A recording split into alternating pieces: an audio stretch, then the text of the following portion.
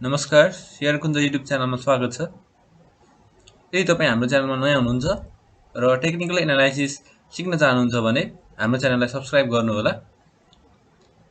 आजको भिडियो अघिल्लो पार्ट 3 मा बाँकी रहेका बोलिङ्गर ब्यान्डका ट्रेडिङ स्ट्र्याटेजीहरूको बारेमा छ।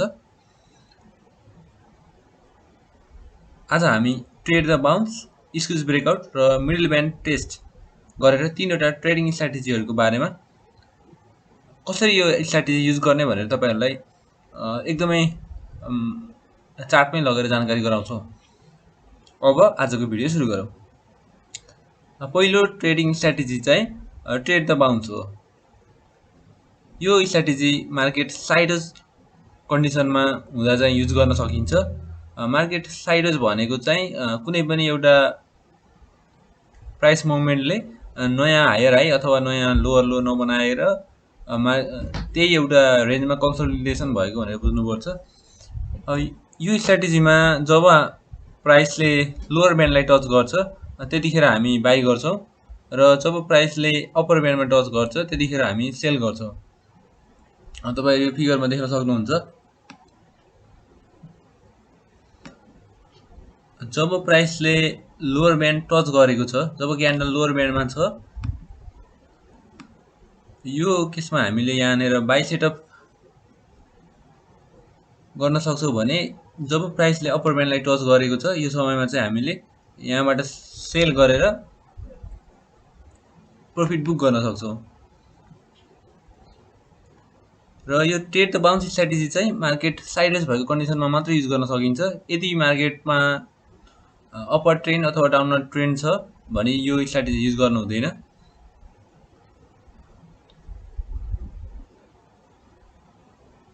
र हामीलाई हाम्रो बोलिङ्गर ब्यान्डले चाहिँ हामीले सपोर्ट र रेजिस्टेन्सको काम गर्छ भनेर तपाईहरुलाई अगाडि नै जानकारी गराइसक्यौं। र यो trade the bounce strategy use गरेर थुप्रै ट्रेडरहरु लोअर ब्यान्डमा बाई गर्ने र अप्पर ब्यान्डमा सेल गर्ने गर्दछन् जब मार्केटमा कुनै पनि एउटा स्ट्रङ ट्रेन्ड क्लियर ट्रेन्ड चाहिँ हुँदैन त्यो बेलामा चाहिँ हामी यो स्ट्र्याटेजी चाहिँ फलो गर्न सक्छौं। यसको लागि चाहिँ हामी चार्टमा जाउँ है त। बैंकिङ सेक्टरमा चाहिँ साइडवेज प्याटर्न छ, राम्रै देख्न सकिन्छ। यहाँ करिब यो रेन्जदेखि यो रेन्जसम्म नै लगभग साइडवेजमै छ भन्दा पनि हुन्छ। यहाँनेर चाहिँ हामी लोअर ब्यान्डमा यदि हामीले बाई गरेको भए यो अप्पर ब्यान्डमा हामीले सेल सेटअप गर्न सक्थ्यौं र फेरि यो लोअर ब्यान्डमा चाहिँ हामी फेरि बाई सेटअप गरेर यो स्विङलाई पनि हामी कभर गर्न सक्थ्यौं र यो स्विङलाई पनि कभर गर्न सक्थ्यौं। यसरी चाहिँ हामीले मार्केट त्यही रेन्जमा हुँदा पनि हामीले दुईचोटी ट्रेड अपर्चुनिटी लिएर त्यहाँबाट चाहिँ हामीले प्रॉफिट गेन गर्न सक्थ्यौं। यो त भयो ट्रेड द बाउन्स। यहाँ पनि तपाईहरु देख्न सक्नुहुन्छ। मैले अघि नै उल्लेख गरे जस्तै यहाँनेर हामीले बाई सेटअप गरेको भए यहाँनेर हामीले सेल गर्न सक्थ्यौं। यहाँ यसै गरी यहाँनेर पनि बाई गरेको भए यहाँनेर सेल गर्न सक्थ्यौं। तपाईहरुले ट्रेड द बाउन्सको स्ट्र्याटेजी बुझ्नुभयो होला। अब लागौं दोस्रो स्ट्र्याटेजी तर्फ। आजको हाम्रो दोस्रो बोलिङ्गर ब्यान्डको ट्रेडिङ स्ट्र्याटेजी स्क्विज ब्रेकआउट हो। सामान्यतया स्क्विज भन्नाले बोलिङ्गर ब्यान्डका लोअर ब्यान्ड, अप्पर ब्यान्ड र मिडल ब्यान्ड चाहिँ साँगुरिँदै जानु भन्ने बुझिन्छ। मिडल ब्यान्ड तर्फ लोअर ब्यान्ड र अप्पर ब्यान्ड आउँदै जाँदा बोलिङ्गर ब्यान्ड साँगुरिन्छ र त्यो साँगुरिएको बोलिङ्गर ब्यान्डले अब मार्केटमा चाहिँ केही हुन सक्छ है, अब चाहिँ मार्केटमा मुभमेन्ट आउन सक्छ है भन्ने कुरा संकेत गर्दछ। अब केही ब्रेकआउट हुन सक्छ भन्ने कुरा संकेत गरिरहेको हुन्छ। ब्रेकआउट चाहिँ हाम्रो अपवर्ड पनि हुन सक्छ, डाउनवर्ड पनि हुन सक्छ। यो चाहिँ हामीले कन्फर्मेसन पछि मात्रै थाहा हुन्छ।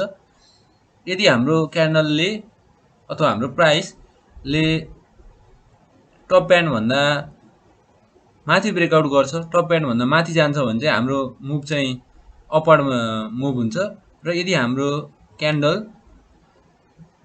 लोअर ब्यान्ड भन्दा तलतिर जान्छ भने चाहिँ हाम्रो त्यतिखेरको हाम्रो ट्रेन्ड भनेको डाउनवर्ड हुन्छ। त्यही भएर हामीले ब्रेकआउटलाई कुर्नु पर्ने हुन्छ जब मार्केटमा स्क्विज कन्डिसन देखा पर्छ। र यो स्क्विज ब्रेकआउट पनि एकदमै राम्रो ट्रेड सेटअप निर्माण गरिरहेको हुन्छ र यसले कसरी ट्रेड सेटअप निर्माण गरिरहेको हुन्छ हेरौँ है त। यहाँ यो हाम्रो चार्टमा यहाँनिर चार्ट चाहिँ स्क्युज भएको छ, बोलिङ्गर ब्यान्ड स्क्युज भएको छ। यहाँनिर बोलिङ्गर ब्यान्ड राम्रै स्क्युज भएको देख्न सकिन्छ। अब बोलिङ्गर ब्यान्ड स्क्युज त भयो, अब योभन्दा पछाडि कस्तो खालको ट्रेन्ड आउन सक्छ भनेर ट्रेडरहरू एकदमै यसलाई वाच लिस्टमा राखेर बसिरहेका हुन्छन् र अब हेरौँ है त कस्तो नेक्स्ट मुभमेन्ट आउँछ। तपाईँलाई के लाग्छ? कृपया भिडियो पज गरेर तपाईँहरूले आफ्नो धारणा राख्न सक्नुहुन्छ कमेन्टमा। पक्कै पनि यहाँनिर हाम्रो स्क्युज भइसकेपछि मिडल ब्यान्ड के माथितिर लागिसकेको छ।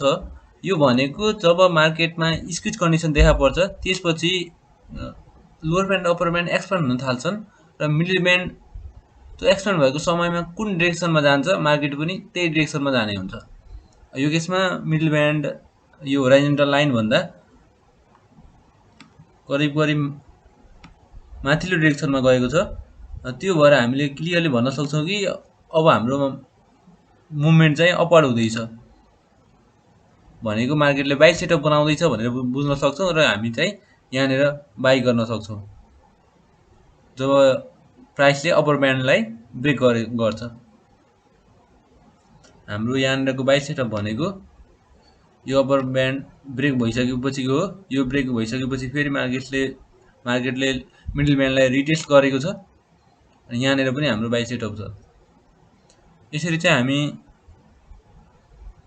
स्क्युज ब्रेकआउटलाई पनि फलो गर्न सक्छौँ एज अ ट्रेडिङ स्ट्राटेजीको रूपमा। अब हामी तेस्रो ट्रेडिङ स्ट्राटेजीतर्फ लागौँ। हाम्रो तेस्रो trading strategy middle band test हो। हामीले यसअघि पनि जानकारी गरायौँ बोलिङ्गर ब्यान्डले सपोर्ट र रेजिस्टेन्सको काम गरिरहेको हुन्छ र यो मिडल ब्यान्ड टेस्ट स्ट्राटेजीमा चाहिँ मिडल ब्यान्डले नै सपोर्ट प्लस रेजिस्टेन्सको काम गर्छ। जब मार्केट बुलिस मुभमा हुन्छ मिडल ब्यान्डले सपोर्टको काम गर्छ भने जब मार्केट बियरिस मुभमा हुन्छ त्यतिखेर मिडल ब्यान्डले रेजिस्टेन्सको काम गरिरहेको हुन्छ। र यो कसरी गर्छ भन्ने कुरा अब हामी हेर्छौँ। जब मार्केट बुलिस ट्रेन्डमा हुन्छ प्राइसले सधैँ अप्पर ब्यान्डमा पुग्छ र यो प्राइसले फेरि मिडल ब्यान्डलाई टेस्ट गर्न थाल्छ। तपाईँले यहाँ देख्न सक्नुहुन्छ प्राइस अप्पर ब्यान्डबाट फेरि डाउनवर्ड मुभ बनाएर मिडल ब्यान्डमा आएर मिडल ब्यान्डलाई एउटा सपोर्ट बनाएर फेरि माथितिर गएको छ। यो भनेको मार्केटमा रिजोइन अपर्च्युनिटी क्रिएट भएको हो र जब मिडल ब्यान्डलाई रिटेस्ट गर्छ त्यसपछि मार्केट फेरि अपवर्ड मुभमै जान्छ। यसको अर्थ मार्केट मिडल ब्यान्डबाट बााउन्स भएर फेरि अप्पर ब्यान्डतर्फ नै गइरहेको हुन्छ। तपाईँहरू यहाँ पनि देख्न सक्नुभयो फेरि मार्केट अपवर्ड नै छ। यहाँनिर हाम्रो बाई सेटअप फर्मेसन गरेको हुन्छ बुलिस ट्रेन्डमा। जब मिडल ब्यान्ड टेस्ट गर्छ त्यतिखेर हामी बाई सेटअपको रूपमा यसलाई लिनुपर्छ र रिजन अपर्च्युनिटीको रूपमा हामी चाहिँ रिजन हुन सक्छौँ।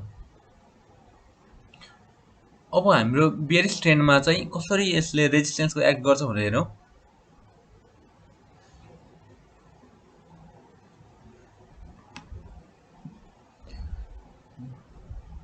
जब प्राइस अथवा हाम्रो मार्केट बियरिस मुभमा हुन्छ त्यो समयमा प्राइसले मिडल ब्यान्डलाई टेस्ट गर्छ तर यतिखेर मिडल ब्यान्डलाई एज अ रेजिस्टेन्सको रूपमा टेस्ट गरिरहेको हुन्छ लोवर ब्यान्डबाट। प्राइस मूलतः लोवर ब्यान्डमा मुभ गरिरहेको हुन्छ क्यान्डलहरू र त्यो क्यान्डल चाहिँ मिडल ब्यान्डतर्फ जान खोजिरहेको हुन्छ र हामीले यतिखेर मिडल ब्यान्डलाई सेल सेटअपको रूपमा चाहिँ प्रयोग गर्न सक्यौँ र मार्केटबाट एक्जिट गर्न सक्यौँ भने हाम्रो लस चाहिँ केही भए पनि मिनिमाइज हुने देखिन्छ। किन भन्दा मार्केट मिडल ब्यान्डमा गएपछि पुनः लोवर ब्यान्डतर्फ नै बााउन्स भएर जाने गर्दछ। त्यसैले बियरिस ट्रेन्डमा हामीलाई मिडल ब्यान्डले हाम्रो रिस्कलाई मिनिमाइज गर्नको लागि as a sell setup as a late एक्जिटको रूपमा पनि प्रयोग गर्न सकिन्छ। र हाम्रो आजको तीनटा trading strategy trade the bounce, squeeze breakout र मिडल ब्यान्ड टेस्टको बारेमा चाहिँ हाम्रो थ्योरिटिकल सकिसकेको छ। एकछिन हामी प्र्याक्टिकलतर्फ लागौँ। हामी यो चार्टमा हेर्न सक्छौँ, यो नेप्सीको चार्ट हो र हाम्रो यो डिसेम्बरतिरको चार्ट सायद यो 2019 18को चार्ट हुनु 19को चार्ट हुनुपर्छ। यहाँनिर बोलिङ्गर ब्यान्ड स्क्विज भइरहेको छ, यहाँनिर देख्न सक्नुहुन्छ। त्यसपछि अबको नेक्स्ट मुभ कस्तो होला त? बोलिङ्गर ब्यान्ड स्क्विज भइसकेपछि हामीले अब ब्रेकआउट हुनसक्छ भनेर भन्यौँ। अब कसरी ब्रेकआउट हुनसक्छ, कता जाला ब्रेकआउट हुँदा भनेर चाहिँ हेर्नको लागि अब हामी मिडल ब्यान्डलाई फलो गर्नुपर्छ र लोवर ब्यान्ड र अप्पर ब्यान्ड एक्सपान्ड भएको छ कि छैन भनेर हेर्नु पऱ्यो। अब हेरौँ है त, हाम्रो अप्पर ब्यान्ड र मिडल ब्यान्ड टाढा टाढा जाँदैछ ना भनेको एक्सपान्ड हुँदैछ भनेर बुझ्नु पऱ्यो। र मिडल ब्यान्ड चाहिँ हाम्रो माथितिर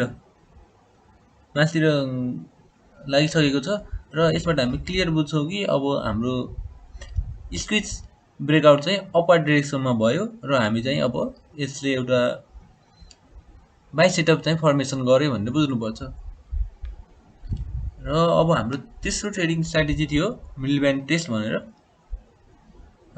मिडल ब्यान्ड टेस्टको एकदम थुप्रै धेरै इक्जाम्पलहरू छ। यहाँनिर हेरौँ,